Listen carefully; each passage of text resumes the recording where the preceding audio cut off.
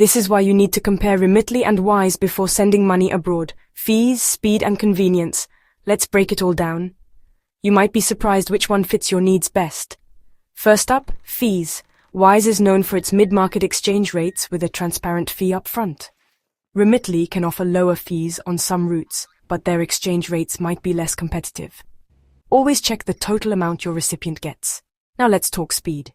Remitly specializes in fast transfers, sometimes within minutes, especially for cash pickups. Wise is usually quick for bank-to-bank, but cash options are limited. If speed matters, Remitly may have the edge. What about convenience? Wise supports more currencies and is great for bank transfers worldwide. Remitly shines for cash pickups, mobile wallets, and home delivery in select countries. So think about how your recipient wants to get the money. Finally, safety and trust. Both are licensed and secure with strong customer reviews.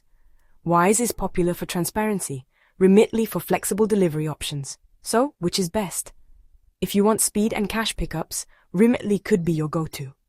For transparency and bank transfers, Wise is tough to beat. Always compare before you send, because every dollar counts.